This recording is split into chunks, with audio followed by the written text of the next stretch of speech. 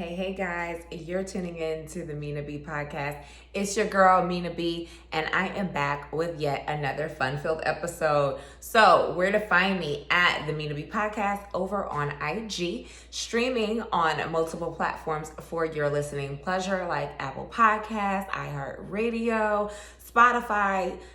All links are in the bio, so go ahead and check that out over there. And yes, guys, back again with another episode. So it's been a couple of weeks. Well, not a couple of weeks, just 2 weeks. But your girl's been hella busy.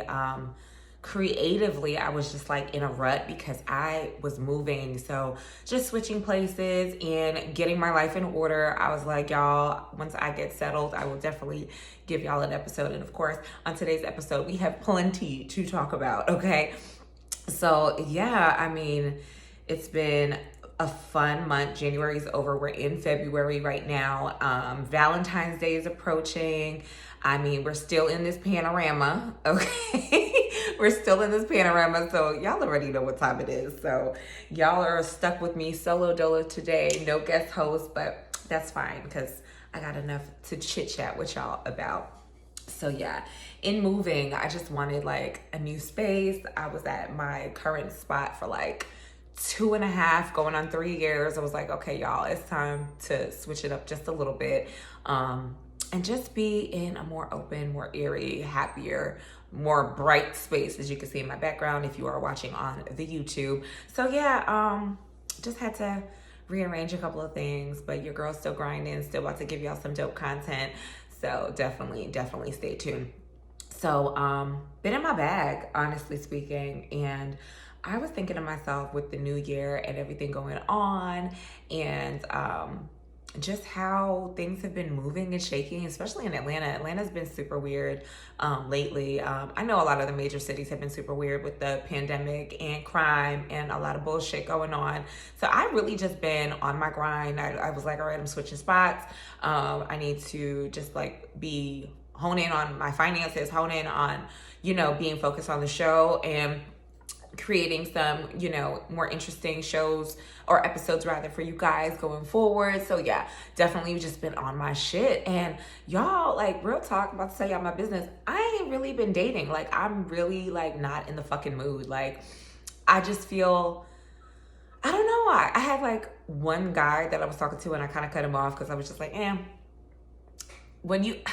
I don't even know how to describe it. It's just one of those things, like when you see certain things about somebody, how they move, how they shape, once you start getting to know them, you kind of see whether or not it's going to function with your life and your dealings. And of course, I haven't been looking for a relationship because, again, I've just been really focused on work, focused on, the show and just certain things that I have to align myself with for the new year and just going forward with 2021 as a whole. So I haven't been like, all the way in. I just feel like I do a lot for me. As a Black woman, I do a lot for me. And I just feel like I have a lot on my plate and I literally bought the table and the section. So at this point, it's like, what do you have to offer? What do you have to offer to Mina at this point? And, besides some great conversation, some dick, like I been there, done that. So it's just like, I'm looking to see a mountain moved in my backyard and that's about it. I'm really unmoved right now. I will definitely keep my options open, to dating. But as far as being super serious, no. And even with like the last guy I talked to, it was just like, eek. Yeah, I don't want to go into detail, but just some niggas really just don't got their shit together, and it has nothing to do necessarily with finances. It's a mentality, it's behaviors, it's how you live your day-to-day life. And I'm not perfect, y'all, by any means necessary, but I just know what works for me and what doesn't work for me. And I just been feeling like super unimpressed by these hoes. Like, that's just what I have to call them right now. They're not even men, they're hoes. And not so much hoes like, oh, they just out here fucking around. Just what I call these niggas, hoes. So, and it ain't the Mina B Podcast if we don't sometimes just sit here and talk about these hoes. So yeah, these hoes don't got their shit together. The mentality, the entitlement, the behaviors, I just have zero. I'm very unimpressed. So I'll keep my options open, but yeah, your girl ain't dating. She ain't taking nobody seriously at all. At all. The phone is dry, so if you about some shit, slide in my DMs. Nah, I'm fucking around. But yeah, just keeping my options open because I'm just over it. Like, I have an image to uphold. And I mean that in the coolest way, not even on some bullshit. Like, I just know at this point in my life that there's certain things that I like to see, and there's certain things that I'm doing, and I just can't be bothered with these hoes and the foolery and the nonsense and the dramatics. Like, yeah, y'all men are drama. And ladies, if you agree, be sure to comment below. If you're watching the YouTube, leave some comments. Are y'all dating right now? Like, is the New Year's like you get the slate scratched off and you just clear it off and you're just trying to figure it out? Let me know. Let's chime in and talk about it some more over on YouTube. So yeah, guys, news has been really interesting over the past week, and I just, Instagram is just the source for so much shit. So, I am absolutely obsessed with the sister duo, Chloe and Halle. I've been following their career for some time. They're freaking amazing and so talented. And, I just love them. I just see them being like little Beyoncés, especially Chloe. So, of course, Chloe has been in the news as of lately. She's 22. And she has been, both of them actually have been a little bit more expressive in their costuming for their shows and performances and stuff like that. And Chloe in particular, she's, again, 22 years old, finding herself, figuring things out, being comfortable with her body, being more comfortable with her sexuality and her womanhood. So, she hit the Twitterverse and the IG with a Blessed Challenge, and she killed that shit. Amazing. She's freaking gorgeous. She's shapely. She got body. So another post or video rather came out last week in particular. So she was in her room, had a t-shirt on and a flesh tone panty. And I mean, the internets went bananas. Okay, so they started going in on poor Chloe, and I just was like, wow, y'all are sitting here dragging her. It wasn't that deep. I think that we see so much other bullshit from other, ratchet ass girls on IG, and I just don't think that this was the case. So first of all, y'all go to hell. Because I think that we've put this image of Chloe and Halle in a box of wholesome, and it's a perception. So we can't allow her, the audience now can't allow her to live, right? Right. This girl gets on her IG stories and literally, or live rather on IG, and just, was in tears explaining herself, explaining that she's being more expressive and that she didn't always have body confidence. And I just thought like, wow, like, why did she have to go online to explain why or what she's doing and how she's doing it? I think it's ridiculous. Baby, Chloe, baby, you do not need to explain to anybody, and you don't need to cry about nothing. You're absolutely amazing. You're absolutely beautiful. Huh? No, absolutely ridiculous. I was like, this girl is more than worthy, more than talented, more than beautiful. And I mean, why are we sitting here dragging her? Why? She don't owe us an explanation for nothing. And I think that's a part of the celebrity. We have expectations and we've put them on pedestals, and it's just ridiculous. We gotta stop that shit. We gotta stop body shaming. We gotta stop saying like, women, because they decide to show a little bit more of themselves or a little bit more sexy, a little bit more vulnerable with their Instagrams, that they're hoes or they're thirst trapping or they're doing it for male attention, because that is not the case. A lot of the times we just trying to have fun, being beautiful, enjoying our bodies, enjoying who we are as women, and that's on period. That's it. It's not that deep. Y'all love the vixens and the whores that be on IG. So it's like, okay, so when someone's being a little sexy and a little bit, a little bit more provocative than usual, it's a problem. It's a problem. Y'all need to cut it out. Go to hell.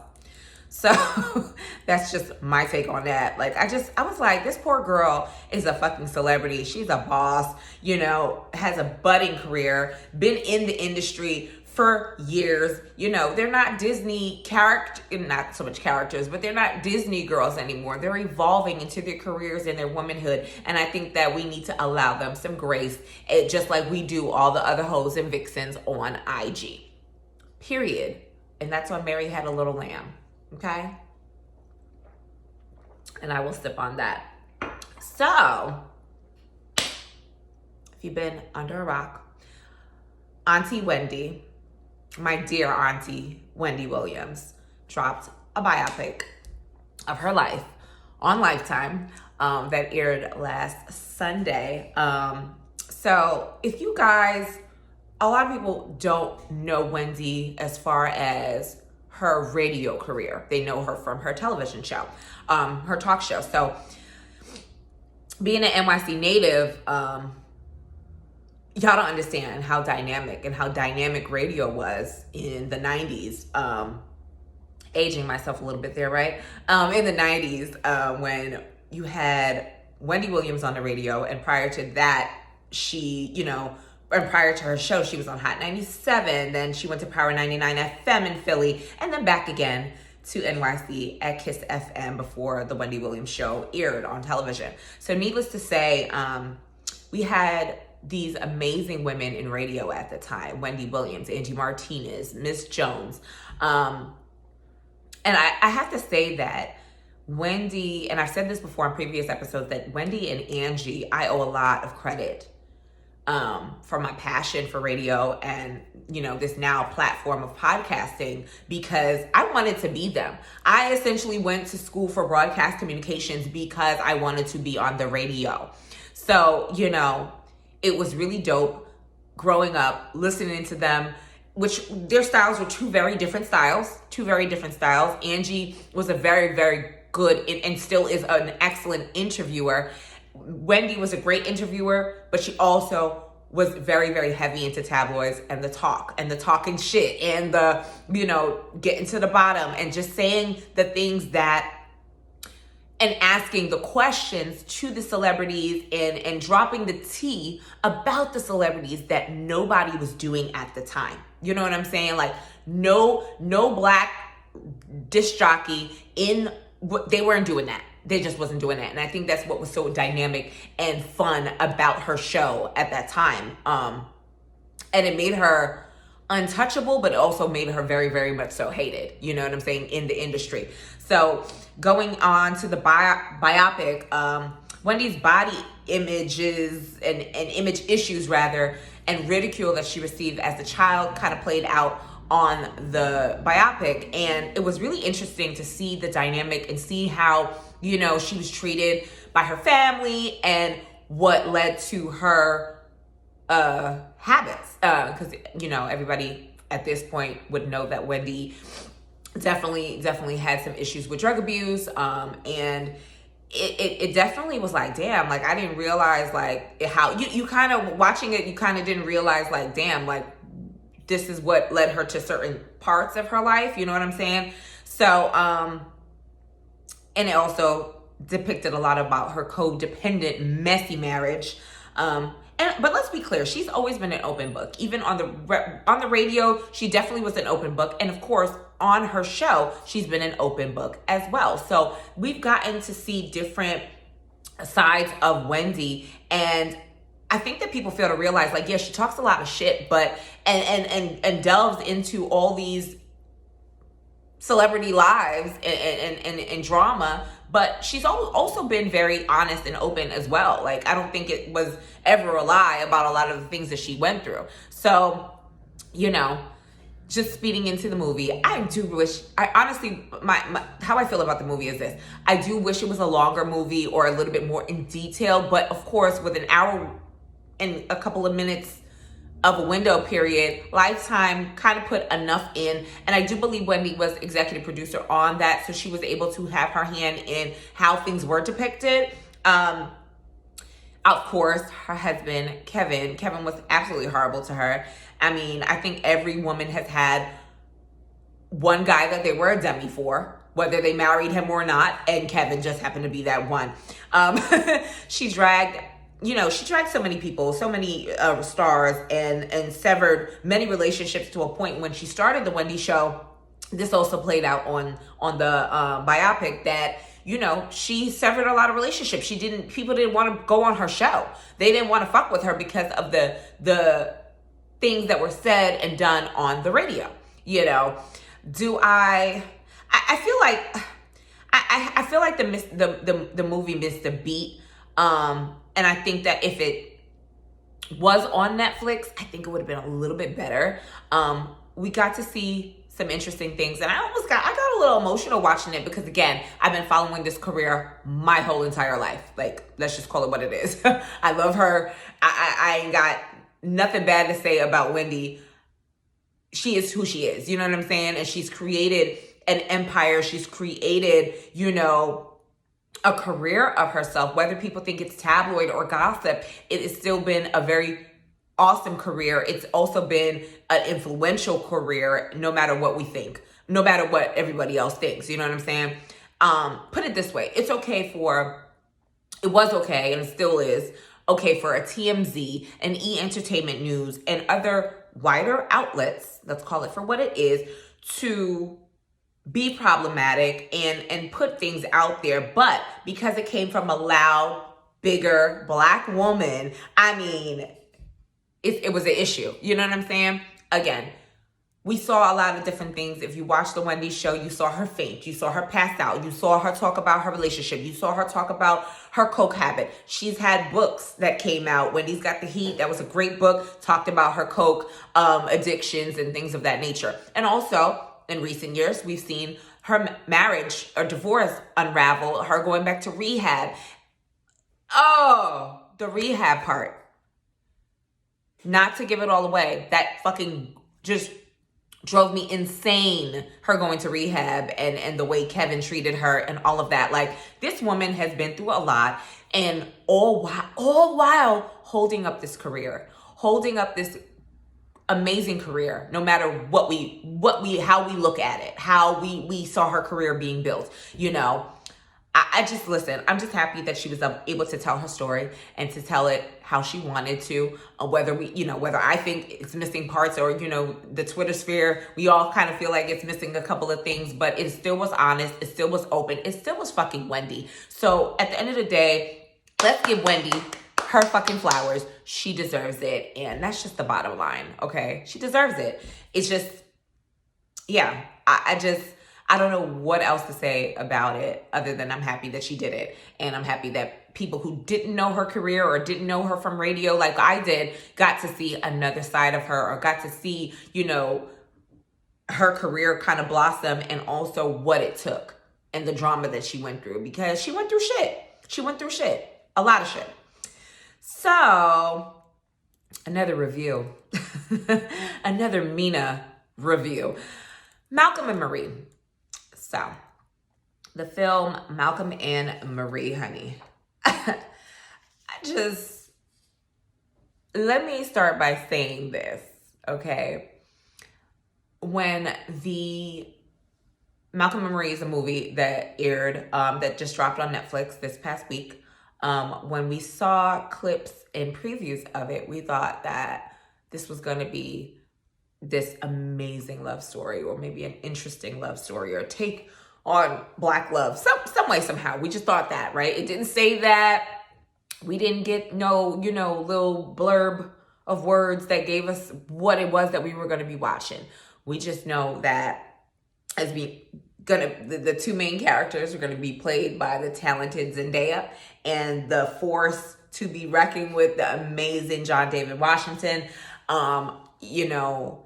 Two budding stars, still kind of early on in their acting careers. So give or take, I just was like, all right, I'm open to seeing it. You know what I'm saying? I would love to see a love story. Why not? Right? So basically, to give a quick synopsis, and this is a spoiler alert, so if you have not watched it, you may want to skip over this part of the episode. I promise I won't try to give all away, but listen, this is my review. This is my show. Period. So the film is centered solely around arguments that the couple is having after the premiere of Malcolm, played by John David Washington, his film loosely based on Marie, played by Zendaya. It's based loosely on Marie's life. And we find out as the dialogue between the couple unravels throughout. I'll say this. When watching the film, or, you know, when you start it, you're looking at this imagery and it's black, it's white, and black and white film is always beautiful. It's always elegant to me.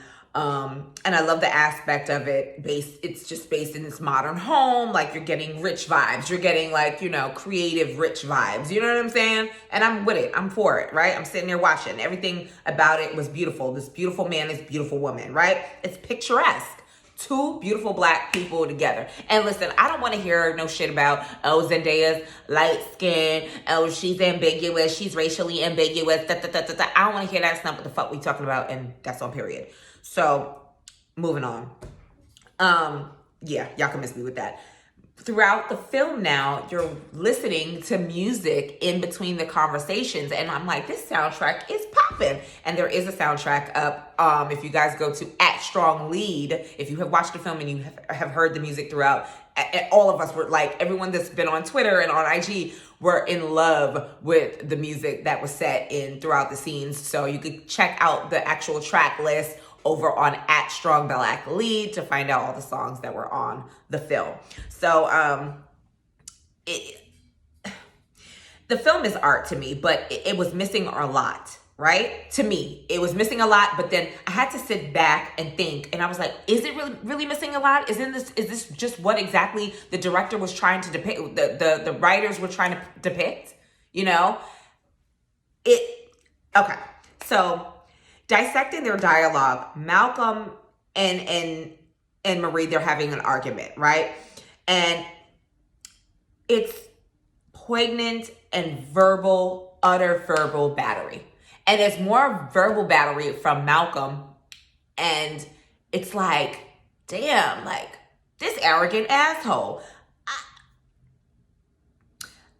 How can I put this without ruining it all? No matter how much you love someone, there is always, you know, gonna be parts of the situation and the relationship that y'all went through, and he or she may stuck by each other throughout, and like, y'all throwing it in each other's faces, you know, it happens. We're human. It is what it is. But the battery, he you know, the couple, they're codependent as fuck. And I just kind of feel like the way he was talking, if it was me, the way he was talking to her, if it was me, I would have knocked his fucking head off. Like, Malcolm goes on rants and raves and just carries on like an emotional terrorist. I was not expecting to hear that from a black man in this film. I did not expect it to be so toxic. I didn't anticipate to see the codependency be so toxic. I mean, toxic as fuck. Toxic as fuck. But as I continue to watch, I want to say that Marie, once she got her shit together from drug addiction, I think she could have left him. She could have left him alone and just kept it kind of pushing, but stayed. And he should have just kind of held it down. You know what I'm saying? Just held it down. But I think a character like Malcolm is narcissistic and does things out of his best interest. Okay? So if you know you dating this girl, you like her, she's young, you wanted her to be better, but you actually fucked with her to see if you could, I don't know, that's how I took it. You fucked with her to see if you could get her better, and it gave you enough to write about. It gave you a storyline for your film, for a film that you've been putting together for a long time. That's what I took from the movie. And I think, like, she felt guilty. She felt guilty. She stayed with him for a while. He felt guilty. No, he didn't feel guilty. I'm a liar. He held it down because she, how could I put it? Like, because it's the arguments just drove me nuts, and I think that's what makes a review on this film so tough, because it's like you just have to watch it. But I'll say this: I think that Marie was his muse in a lot of ways, and I think that's what the issue was. The issue was that throughout the whole film, and thanking, you know, everybody for coming out to see the film and all that, he thanked his family, he thanked this person, that person, whatever, agents, whatever, did not thank her. Was apologetic about it in that moment, but other people noticed. And of course, Marie being in her head, you know, she just was like, oh my God, like, this motherfucker did not thank me. So, and it spirals out all these other issues that they have been having and harboring for all those years. So it's two people staying together because of codependency and thinking that, you know, well, we've been here so long, we don't have to move on to nobody else. You know, he helped me through my drug addiction, or, you know, I'm staying with her because she's my muse and she holds it down. You know, it just was toxic.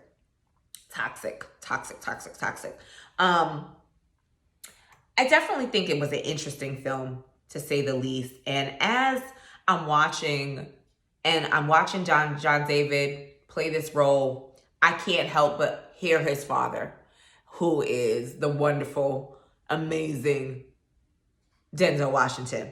And I'm like, damn, I definitely can see more dope moments in acting and in this young man's career, because he is a force. Like, he is amazing. Just his monologues alone throughout this film, you're just like, oh my God, like, he's amazing. Just hands down, there's nothing else I could say. I'm not gonna lie, I was a little bit afraid to see how well Zendaya was gonna act, because I'm not gonna lie, I haven't been too familiar with her acting career per se, but I just know that she'd be modeling and she'd be killing the looks. Okay, I follow her designer on IG, and I'm just like, oh my God, she gives every single time. But she killed it as far as, you know, the arguments were concerned, her monologues, her parts, and it just, yeah, it was really strong, and I was very impressed. But again, I definitely feel like this movie, it definitely is a hit or a miss. I don't know. I don't know how. I'm stuck between, like, damn, it's because it's different. That's why I say it's a hit, is because it's different. It was not what we thought it was going to be. And I always like underdog films. I always like things that are different and to the left. But also a miss in the sense, like, oh, we're all like, oh, it's not necessarily a black film, because let's be clear, it's not a black film. I don't believe that the writer or the director is black. I could be wrong. Correct me in the comments. I didn't do the research on that part of it. However, I do know the director is white. And I'm at a point that doesn't matter right now. I don't think it was supposed to be a black film, so to speak. Black characters, yes. Do I think it was written with black characters in mind? Probably not. But I just think it was also very, it was interesting to see it play out. Do we need a little bit more backstory? Maybe. So guys, over on IG or over on YouTube, drop me a comment. Let me know what you think about the whole Malcolm and Marie debate. Do you guys think it was a hit or miss? Do you think that things are missing in this film? How do you guys feel about the dialogue? Do you think that, you know, they're crazy as fuck? Like, let a girl know. Because I definitely know for sure that this was a very, very toxic film. And just watching the two characters, you know, bounce off of each other, it was stressful. I'm not even gonna lie. I did pause it for a little bit. I ran an errand and I came back to finish it, because I don't think I could sit through the whole, like, just the arguments alone were stressful, and I just didn't feel like I could sit through the whole thing. And a lot plays in your mind when you're watching this, because it's like, this shit toxic as fuck, especially if you're in a happy place. It could be very toxic and very triggering. I could definitely say I was triggered by the arguments, because, I mean, let's call it what it is. With relationships and dating, we have all fucking been there, and that was it was tough to watch. I'm not gonna lie, it was tough to watch, but you kind of wanted to keep going because you wanted to see what was gonna happen and where the film was gonna go. I definitely think the film was an art piece, and it was beautifully, beautifully shot, without a question. So yeah, it is what it is. Yeah, I just think all of us are just kind of, I think the majority of us are just like a little, how would you say? disappointed. But also we don't know what, we didn't necessarily know what to expect. So leave a comment, let your girl know, and let's talk about it over in the comments on YouTube or DM me. You know how that goes. So we're in the first Mercury retrograde of 2021. And you know, when Mercury's in retrograde, we tend to, it's always like a fuzzy, weird time where things are going wrong, or things are going to the left. There's a lot of miscommunication. There's technical difficulties if you're, doing things with your computer, your laptop, your car trouble, like just little things. And when Mercury's in retrograde, it tends to happen. So that is, right now it's going through January 30th through February 21st. And I definitely noticed that there's just been like a little bit of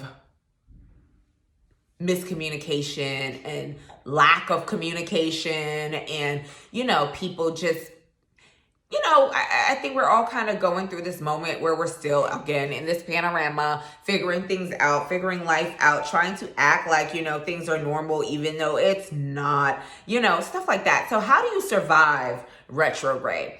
I want to give y'all 3 tips on kind of balancing out your retrograde time frames, because sometimes I think we forget that we're in retrograde. And that's when, things kind of like get kind of crazy. So do something for yourself. And I feel like you should be doing something for yourself all the time, but especially when it comes to like communication, and when you feel like things are going to go to the left, or you're about to get into an argument, take some time, think about what was said to you, and pick your battle. Figure out if this is something that you really, really, really want to argue about. Do you really, really want to have this argument? Do you really really think about like the miscommunication or what is going on? And sometimes, depending on what it is, you can walk away, be quiet and listen, or just like keep it pushing.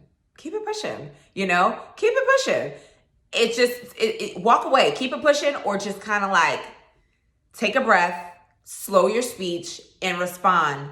And I think sometimes with arguments and miscommunication, we answer to respond. It's not that we listen. So take some time and listen, especially when you feel like the other person is saying something to you that is like this. Where's that coming from? Does that necessarily have to do with you?